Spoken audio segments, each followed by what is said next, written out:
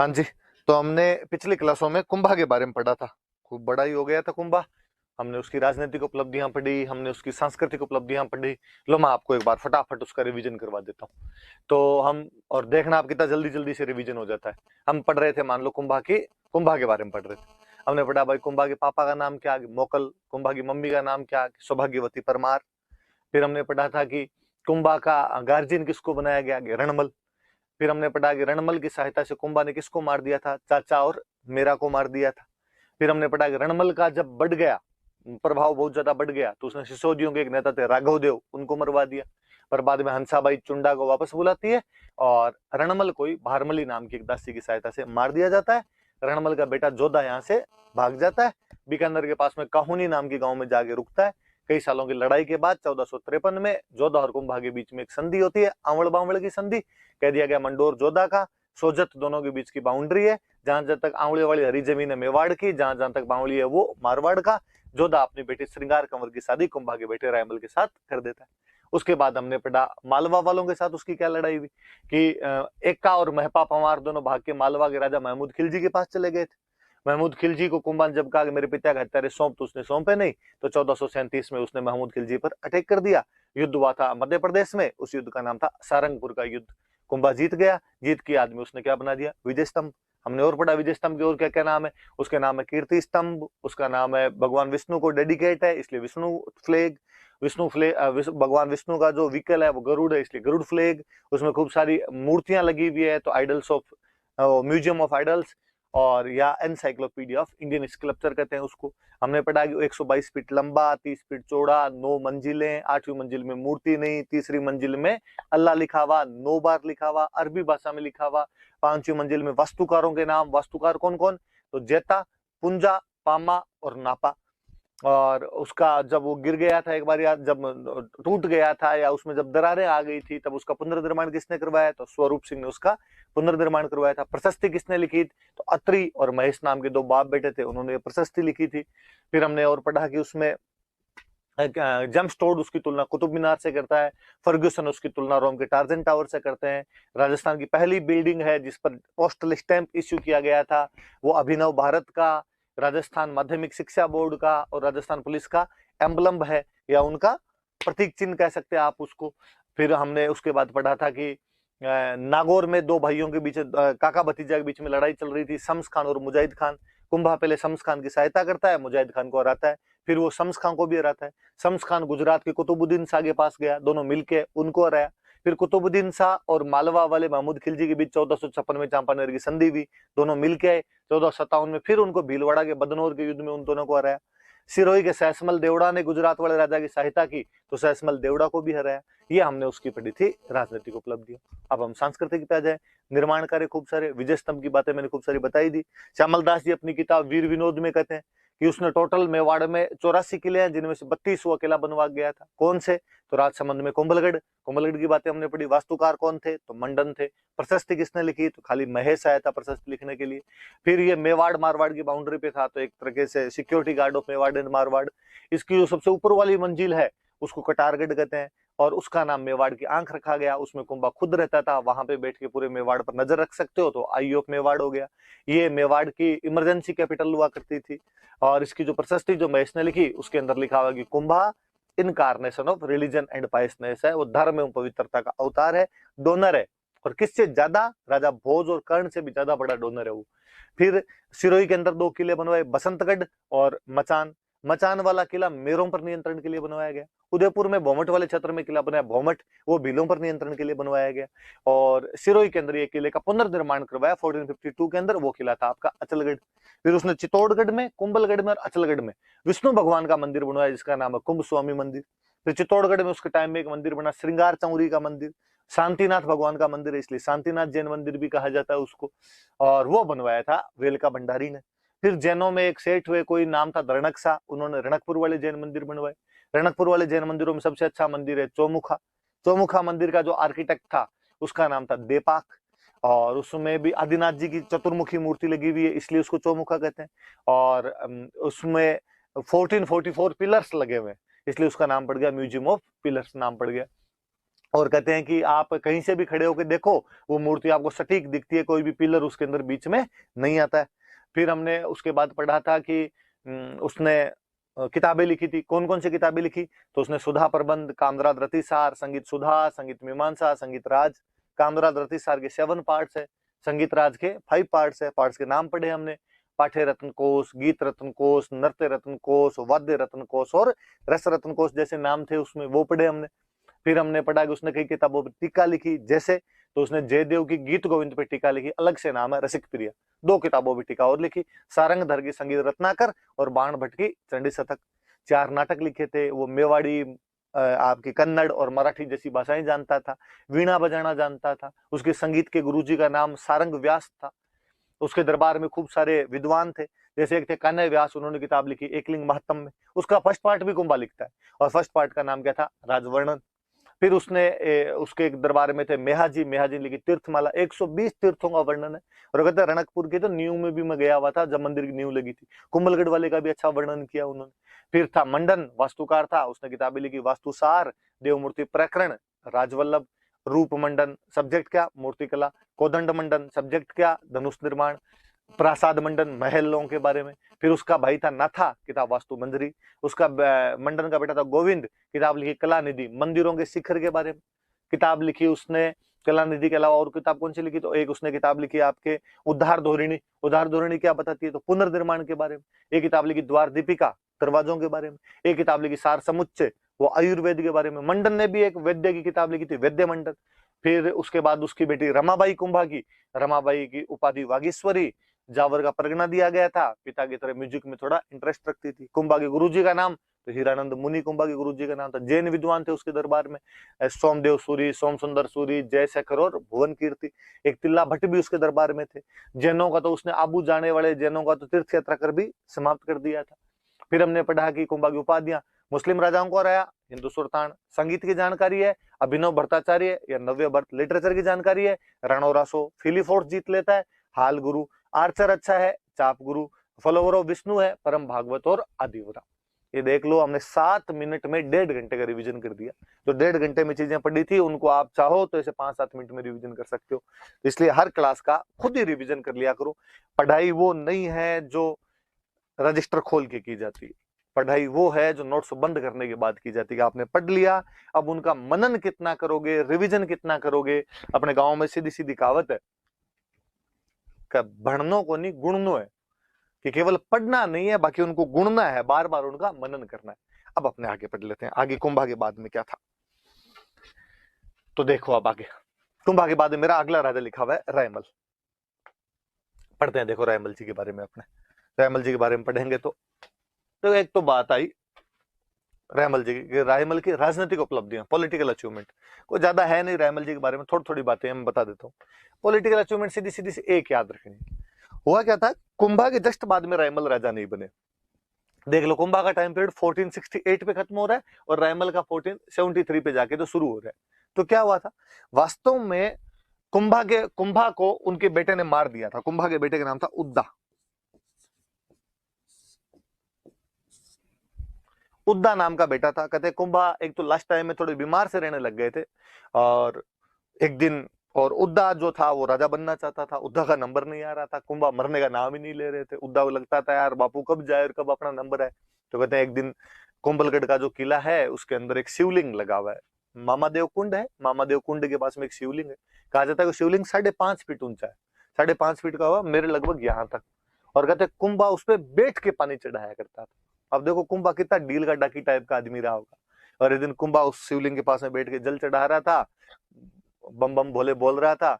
उद्दा पीछे से गया, सामने से तो मार नहीं सके, उद्दा पीछे से गया और उसने जाके कुंभा को मार दिया। तो कुंभा की हत्या उसके बेटे ने की थी, बेटे का नाम था उद्दा।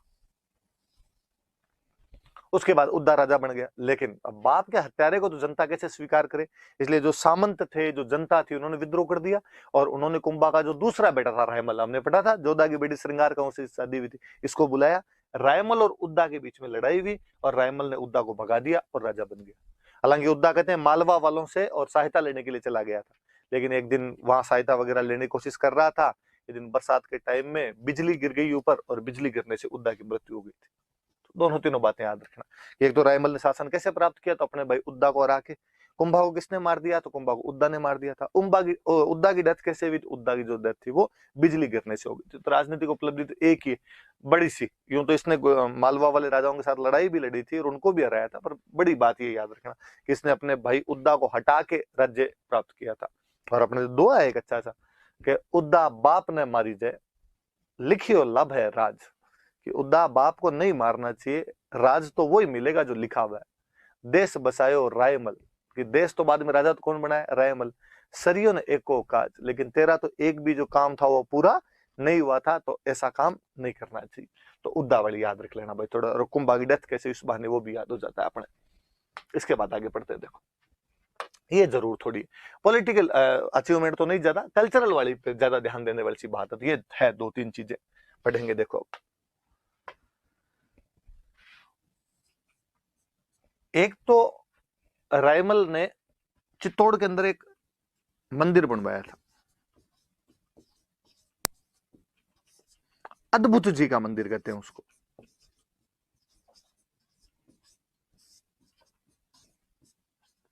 अद्भुत जी का मंदिर है क्या, शिव जी की मूर्ति है, अच्छी सी त्रिमूर्ति अच्छी सी बनी हुई, थोड़ी अद्भुत टाइप की मूर्ति है, शिव जी का मंदिर है, इसलिए इसको अद्भुत जी का मंदिर कहने लगे। और कोई बात नहीं, इतनी याद रखनी। और अपने तो लोकल भाषा वालों को तो अद्भुत जी नाम ही नहीं आता था, अपने लोकल भाषा वाले कहते थे अद्भुत जी का मंदिर, कि अद्भुत जी का मंदिर है, तो आप अद्भुत जी का मंदिर कहते हो चित्तौड़ में शिव जी का। ये तो कोई अद्भुत जी के मंदिर भी अपने खुद दो तीन मंदिर है जिनके बारे में कहा जाता है। ये तो जो नागदा है, नागदा जो इनकी राजधानी हुआ करती थी, वहां नागदा में कोई एक जैन मंदिर है, शांतिनाथ भगवान का जैन मंदिर है। कौन से भगवान जी का, शांतिनाथ जी का। इसको भी अद्भुत जी का मंदिर ही कहा जाता है, अद्भुत जी का मंदिर कहते हैं। एक मैंने जो समिदेश्वर मंदिर बताया था उसको भी कहते हैं, और इसको भी कहते हैं। तो ये भी याद रख लेना आगे। तो चित्तौड़ में तो हो गए दो, समिदेश्वर वाला है उसकी बातें हमने पढ़ ली, भोज परमार ने बनवाया था और मोकल ने उसका पुनर्निर्माण करवाया था, और उसको भी अद्भुत जी का मंदिर कहते हैं, वो भी शिव जी का। ये शांतिनाथ जैन वाला, और ये भी अद्भुत जी का मंदिर है, शिव जी का मंदिर है, चित्तौड़ के अंदर। ये रायमल के टाइम में बना था। फिर जो नागदा वाला मंदिर है, बनवाया किसने, कैलाशपुरी वाला जो मंदिर था, या नागदा का दो या कैलाशपुरी का दो, एकलिंग जी वाला जो मंदिर है, बनवाया किसने, तो बापा रावल ने। वो उसका हम पढ़ते हैं कि उसका आगे परकोटा कौन बनवाता है, तो मोकल। पर आज वो जो दिखता है, उसकी प्रेजेंट शेप जो दिखाई देती है, उसके जो प्रेजेंट फॉर्म अपने दिखाई देती है, वो किसी ने बनवाया था, तो वो रायमल ने बनवाया था। तो कैलाशपुरी का जो एकलिंग मंदिर है,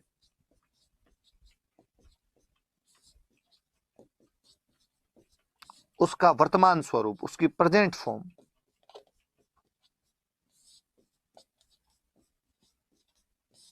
इसी राजा ने बनवाई थी भाई, ये ध्यान रख लेना। फिर इसकी रानी, मैंने रानी का नाम बता ही दिया था, इसकी श्रृंगार कंवर। और श्रृंगार कंवर ने चित्तौड़ में एक जगह पड़ती है गोसुंडी,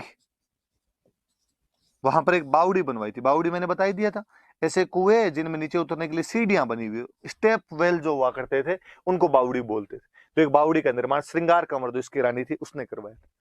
फिर इसकी बहन जो रमाबाई थी, और रमाबाई को जो जावर प्रगना दिया गया था, तो उसने भी इसी के टाइम में वहां पर जावर के अंदर रमा स्वामी का मंदिर बनवाया था।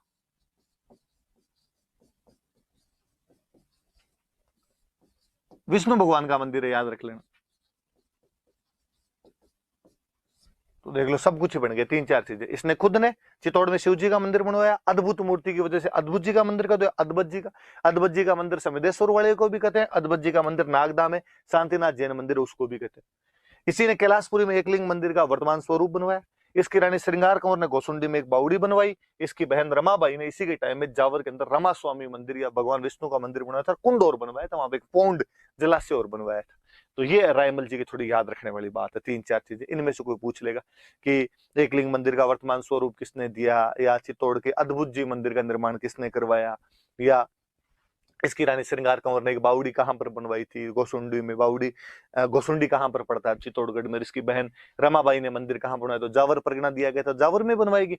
इसका मंदिर तो रमा स्वामी का मंदिर, भगवान विष्णु का मंदिर बनवाएगा। तो ये सारी बातें याद रखना थोड़ी सी। अब इसके बाद आगे बढ़ते हैं। ये देखो, देखे एक लिखा हुआ है गोसुंडी अभिलेख। मैंने अभी आपको एक चीज बताई कि गोसुंडी में श्रृंगार कंवर ने एक बावड़ी का निर्माण करवाया था। इस गोसुंडी में हमें 2 अभिलेख प्राप्त हुए। अभिलेख मैंने बता दिया, इंस्क्रिप्शन, कि कोई भी निर्माण कार्य वगैरह होता तो वहां पे कोई भी इंस्क्रिप्शन हुआ करता। गोसुंडी में श्रृंगार कंवर ने बनवाई। श्रृंगार कंवर रायमल की रानी थी, तो 1504 ईस्वी में उसने वहां पर एक अभिलेख लगवाया। सामान्य सी जानकारी है कि मैं श्रृंगार कंवर हूं जो इस बावड़ी का निर्माण करवा रही हूं। साथ में उसने अपने दादाजी के पापा का नाम भी लिखा है। पापा का नाम क्या था? जोधा। दादाजी का नाम क्या था? रणमल। अभिलेख किसका है? श्रृंगार कंवर का। क्या जानकारी देता है बावड़ी निर्माण?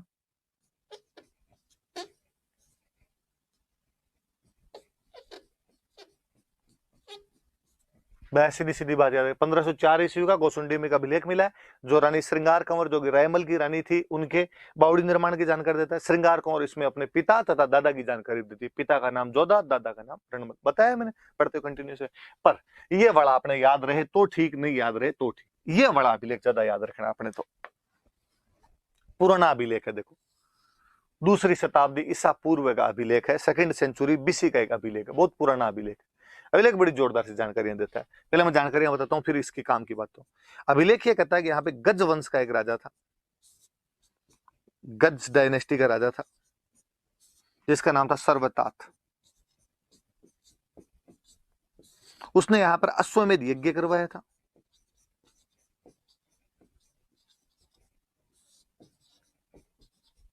अश्वमेध यज्ञ समझते हो? अश्व मतलब घोड़ा, वो जो हम रामायण में पढ़ते हैं, तो भगवान राम ने अश्वमेध यज्ञ करवाया। घोड़ा छोड़ देते थे, जहां जहां घोड़ा जाएगा वो जमीन हमारी है, जो कोई घोड़े को पकड़ लेगा उससे हमको युद्ध करना पड़ेगा।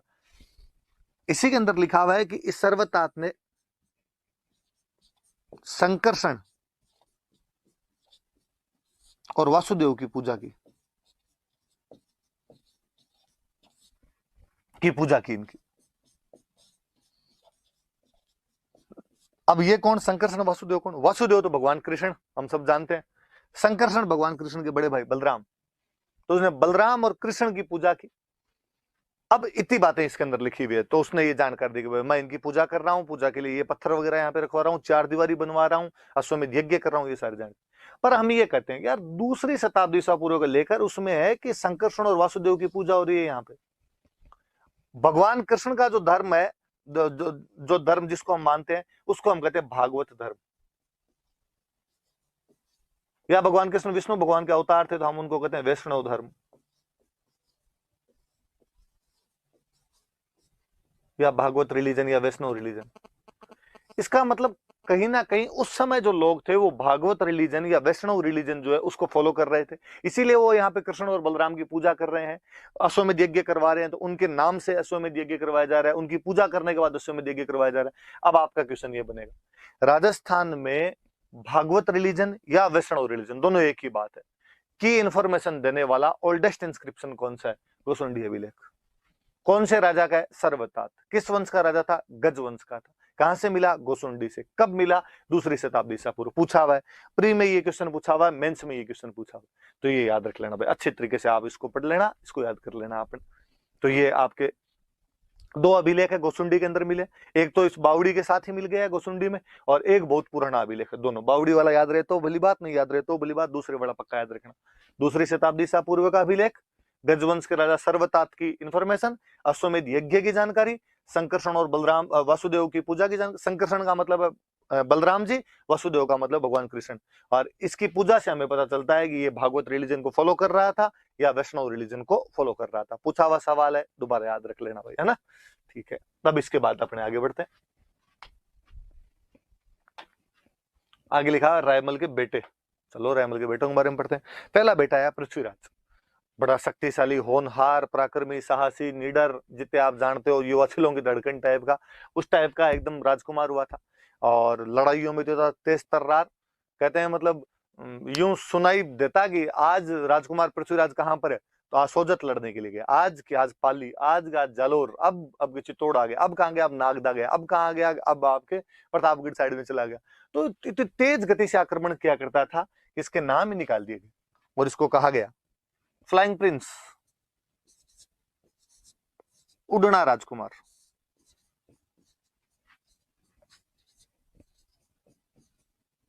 उड़ना राजकुमार कहते थे, इसको फ्लाइंग प्रिंस कहा करते थे। और कहते हैं कि इसकी एक रानी थी, उनका नाम था तारा, और अपनी रानी तारा के नाम पर इन्होंने अजमेर वाला जो किला है, इसका पहले नाम तो अजमेरगढ़ था और इसने इसका नाम बदल कर दिया था तारागढ़। इसके नाम पर इसका नाम बदलकर तारागढ़ कर दिया था। दो जानकारियां याद रखने वाली सी बात है।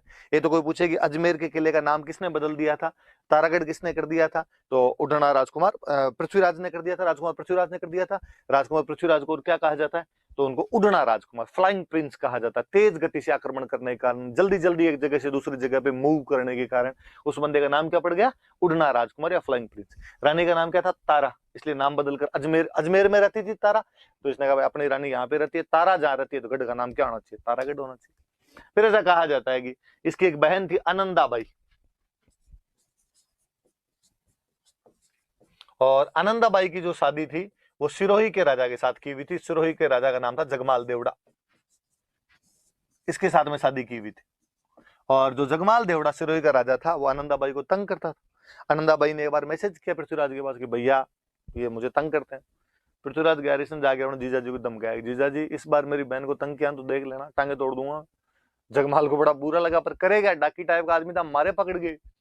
तो उसने कहा ठीक है सर, सॉरी, आइंदा से मैं ध्यान रखूंगा। कहते हैं दूसरे दिन जब पृथ्वीराज रवाना होने लगा तो उसने पृथ्वीराज को जाते समय कहा, अरे अरे खाना वाना तो खा जाओ। तो उसने कहा नहीं नहीं, लेट हो जाऊंगा, मैं अभी जाऊंगा। तो ये चलो नाश्ता ले जाओ, साथ में ले जाओ खाना।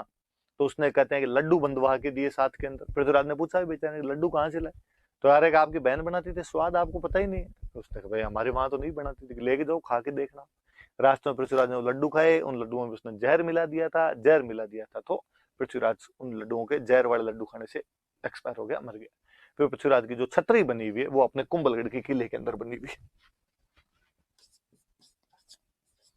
कुंभलगढ़ वाला जो किला है इसके अंदर पृथ्वीराज की छतरी मैंने बताई थी दिन पहले भी, कैनोपी कर दो आप इंग्लिश में इसको सेनेट ऑफ कर दो। और इसमें 12 पिलर है, 12 खंभों की छतरी है, 12 पिलर बने हुए हैं, 12 खंभे। तो याद रख लेना भाई पृथ्वीराज की छतरी कहां पर है, तो कुंभलगढ़। तो 2-3 बातें कि पृथ्वीराज किसका बेटा था, रैमल का, क्या कहते हैं उड़ना राजकुमार, रानी का नाम तारा, कौन से किले में रहती, अजमेर, नाम बदल के क्या कर दिया, तारागढ़। और इसकी खुद की छतरी कहां पर बनी हुई है, तो कुंभलगढ़ के किले में। और कितने पिलर बने हुए उसमें, तो 12 पिलर बने हुए। तो ये पृथ्वीराज की जानकारियां सर याद रख लेना। इसके बाद में आगे वाला पढ़ते हैं। देखो एक बेटा जयमल, सुनना थोड़ी सी बात वापस सुनना मेरे। जब रैमल राजा थे तो टोंक में अपने एक जगह पड़ती है टोडा,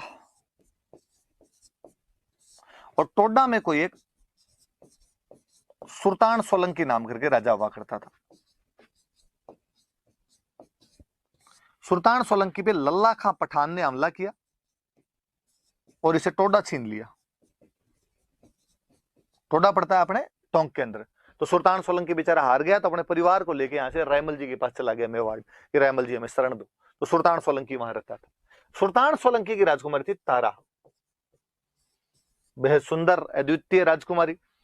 और सुल्तान सोलंकी ने एक शर्त रखी, कई राजकुमार उससे शादी करना चाहते थे, कि मैं तारा की शादी उससे करूंगा जो मेरे को टोडा जीत के देगा। जयमल ने कहा मैं जीत दूंगा।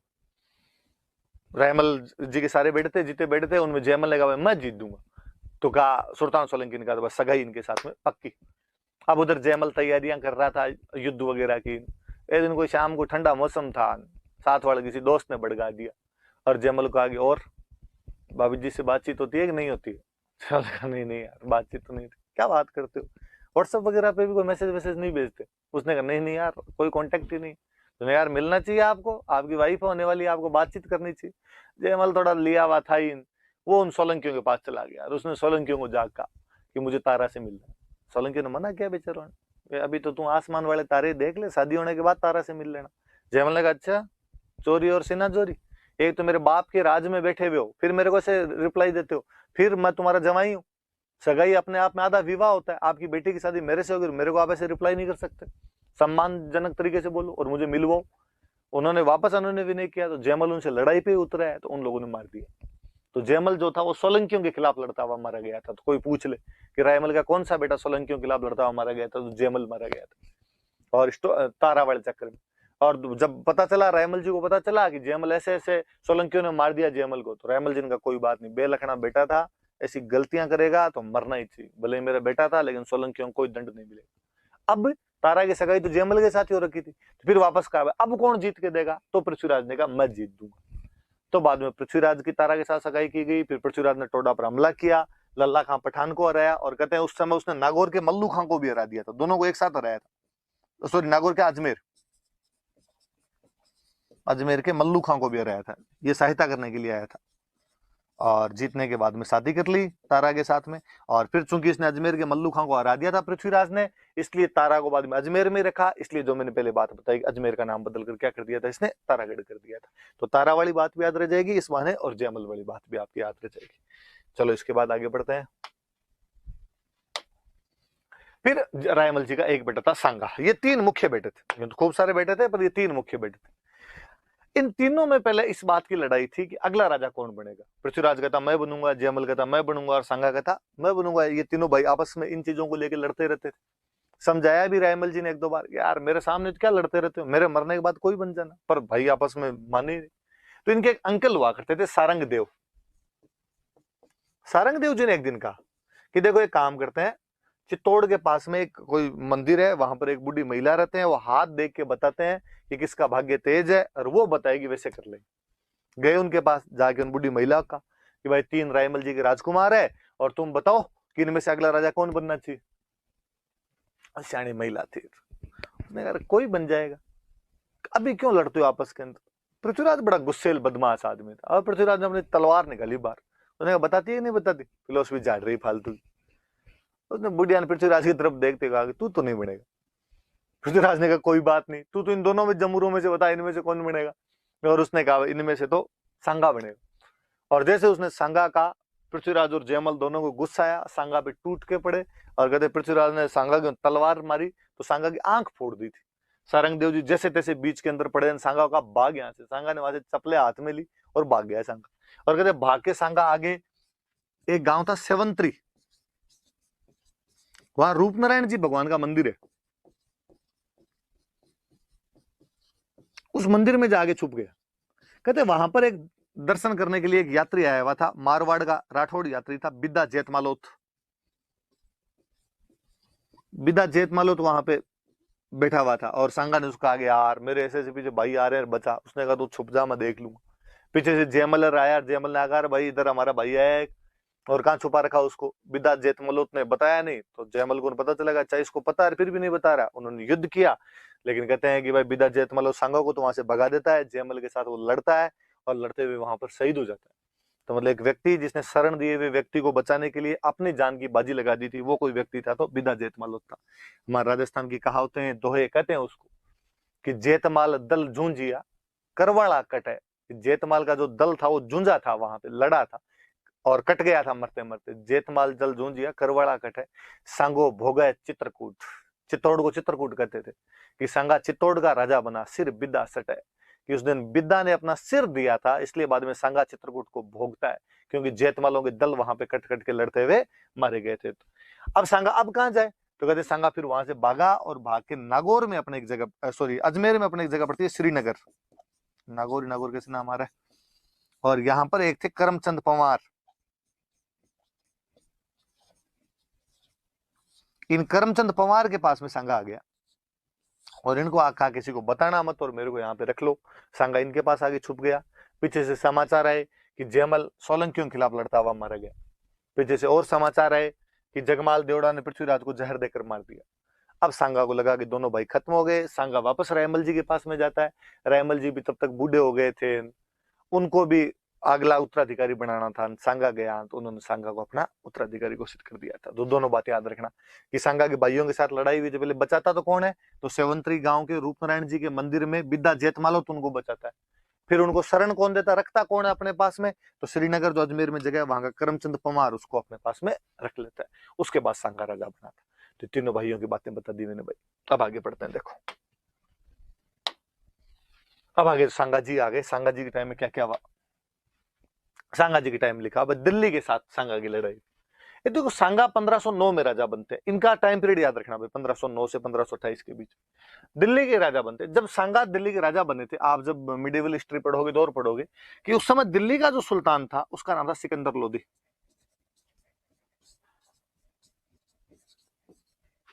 सिकंदर लोदी दिल्ली का सुल्तान हुआ करता था। लेकिन सांगा की जो लड़ाई है वो सिकंदर लोदी के साथ नहीं हुई। सांगा की लड़ाई सिकंदर लोदी के बेटे के साथ हुई, इब्राहिम लोदी के साथ।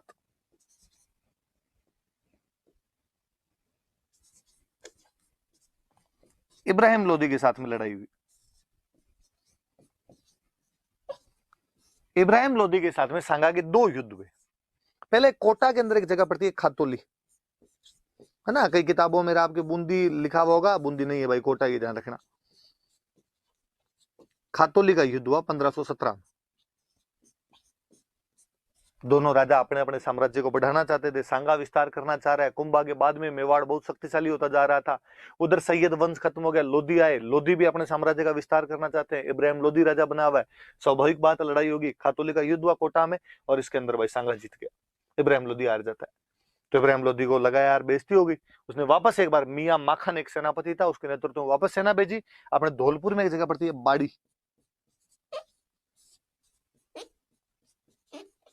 और बाड़ी का युद्ध लड़ा अगले ही साल। लेकिन इस बार फिर सांगा जीत गया था, और इसमें मियां माखन के नेतृत्व में सेना भेजी थी, याद रख लेना थोड़ा। तो सांगा ने इब्राहिम लोदी को दो युद्धों में हराया था, खातोली का युद्ध और बाड़ी का युद्ध। खातोली कहां पे, कोटा, युद्ध कब हुआ, 1517। बाड़ी कहां पे, धौलपुर, युद्ध कब हुआ, 1518। सेनापति कौन आया था इसमें, मियां माखन। दोनों युद्धों में जीता कौन था, दोनों युद्धों में सांगा जीत गया था। दोनों बात याद रखना कि सांगा के राजतिलक के समय दिल्ली का राजा कौन था, सिकंदर लोदी। लेकिन सांगा का संघर्ष दिल्ली के कौन से सुल्तान से हुआ, इब्राहिम लोदी। कितने युद्ध हुए, दो। कौन कौन से, खातोली और बाड़ी। 1517 कोटा, सांगा जीत गया। 1518 धौलपुर, सांगा जीत गया, मियां माखन उसमें सेनापति था। तो दिल्ली के साथ संघर्ष की तो ये बातें। फिर आगे बढ़ते हैं। इसके बाद लिखा मालवा के साथ संघर्ष। क्या बात हुई देखो, मालवा में भी सांगा जब राजा बना था, मालवा का राजा था नासिर शाह। पर इनकी लड़ाई नासिर शाह के साथ नहीं हुई। इसकी जो लड़ाई हुई थी वो हुई थी महमूद खिलजी सेकंड के साथ।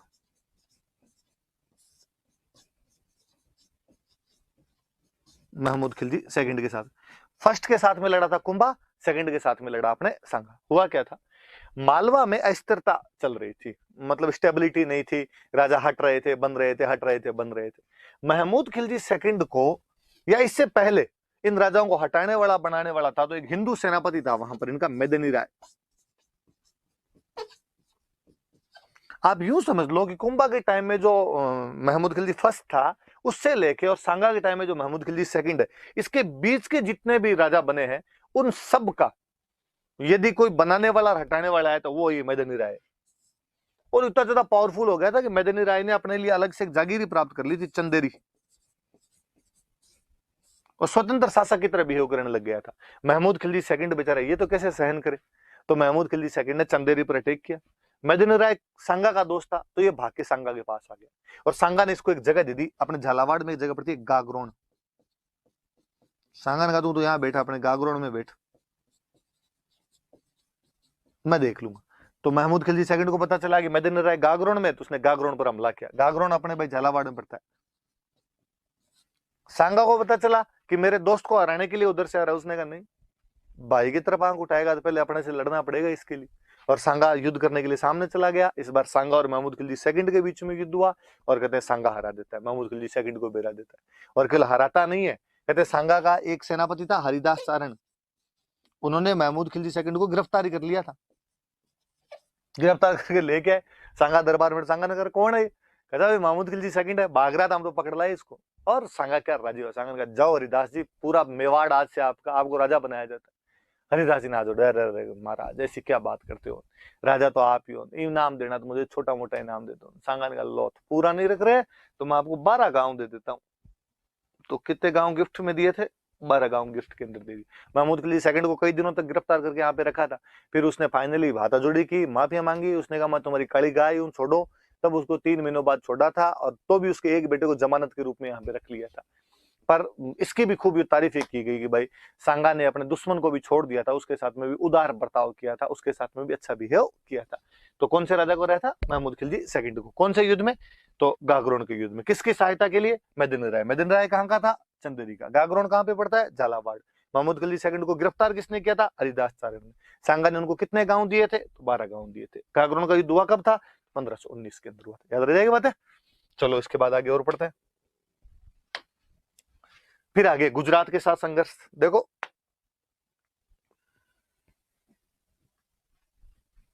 क्या करना पड़ेगा इसका?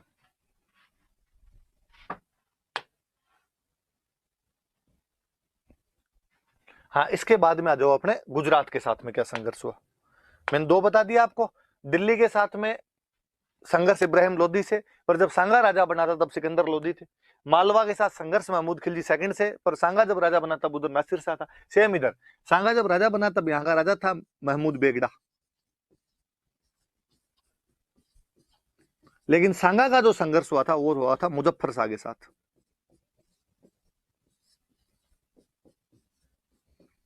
क्या कारण था? देखो मुजफ्फर शाह से क्यों लड़ लिए, मुजफ्फर शाह से लड़ने का क्या कारण था, सुनना बात। गुजरात में एक रियासत पड़ती है ईडर, राठौड़ों की रियासत थी। मारवाड़ वाले राठौड़ों में आगे बता दूंगा। मारवाड़ वाले राठौड़ों का एक भाई ईडर चला गया था, ईडर में जाके उसने अपने रियासत की स्थापना कर दी। गुजरात के अंदर पड़ता है। मतलब ईडर और मारवाड़ में इतनी घनिष्ठता थी कि ईडर में कोई राजा मर जाता तो मारवाड़ का राजा, मारवाड़ के राजा का बेटा गोद लेके वहां पे राजा बनाते थे, और मारवाड़ में कोई राजा मर जाता तो ईडर का कोई लड़का गोद लेके राजा बनाया करते थे। इतना नजदीक रियासत थी। यहाँ पे 2 भाइयों के बीच में लड़ाई चले, एक रायमल और एक बहारमल। इनके बीच में सक्सेशन स्ट्रगल चल रहा था। फिर नागौर अपने एक मुस्लिम रियासत हुआ करती थी। यहाँ पर मैंने बताया था कुंभा के टाइम में नागौर को लेके मेवाड़ और गुजरात वाले लड़ रहे थे, वो लड़ाई अभी तक चल रही थी। तो नागौर वाली बात को लेकर मुजफ्फर शाह नाराज था। यहां जब मुजफ्फर शाह को पता चला ऐसा ऐसा ऐसी बात है, तो मुजफ्फर शाह ने बहारमल को सपोर्ट करना शुरू कर दिया, और मुजफ्फर शाह की सपोर्ट से बहारमल राजा बना था। तो रायमल भाग के सांगा के पास में है। सांगा की बेटी की शादी रायमल के साथ की हुई थी, तो रायमल जवाई था। तो वो दोनों बेटी जवाई आए, उन्होंने आके सांगा का कि भाई हमारी तो हालत खराब कर रखी है। तो सांगा ने सपोर्ट कर दिया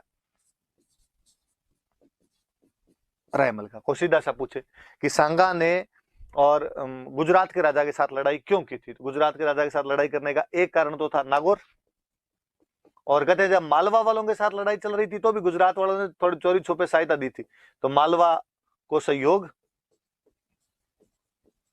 और तीसरा कारण हो जाएगा आपके ईडर। ये पूछा हुआ क्वेश्चन है, याद रखना। मुझे याद है एक बार कोई एग्जाम में पूछा था कि गुजरात का सीधा सीधा सा तात्कालिक कारण क्या था, तो ईडर का उत्तराधिकार संघर्ष जो था उसकी वजह से हुआ था। ईडर में कौन कौन 2 भाई लड़ रहे हैं? रायमल और बहारमल। बहारमल का सपोर्ट कौन कर रहा है? तो गुजरात का मुजफ्फर शाह। रायमल का सपोर्ट कौन कर रहा है? सांगा। कहते सांगा सहायता लेके गया, उसने जाके मुजफ्फर शाह और बहारमल को दोनों को हरा दिया, और हरा के वहां पे रायमल को बिठा के आया। कहते हालांकि कई दिनों बाद रायमल की खुद की मृत्यु हो गई थी। फिर बहारमल वापस सांगा के पास आया, उसने सांगा जी को आ गया, सांगा जी मैं भी तो यार आपका कुछ तो लगता है रिश्तेदार तो हुई, मुझे बनाओ। तो बाद में हालांकि यहाँ पे बहारमल को बना दिया था, लेकिन जब रायमल और बहारमल के बीच की लड़ाई थी तो सांगा ने किसको सपोर्ट किया था? रायमल को। और बहारमल को सपोर्ट कौन कर रहा था? मुजफ्फर शाह। और सांगा ने इन दोनों को हराया था। तो सांगा ने दिल्ली के इब्राहिम लोदी को खातौली और बाड़ी के युद्धों में हराया। सांगा ने मालवा के महमूद खिलजी सेकंड को गागरोन के युद्ध में हराया, चंदेरी के मेदिनी राय के लिए, उसको गिरफ्तार कर लिया। और सांगा ने गुजरात के मुजफ्फर शाह को हराया ईडर के लिए, और ईडर में रायमल को राजा बनाने के लिए, क्योंकि वो वहां पे किसको सपोर्ट कर रहा था? बहारमल को सपोर्ट कर रहा था। तो ये देख लो भाई, तीनों के साथ अलग अलग संघर्ष मैंने आपको बता दिया। अब ये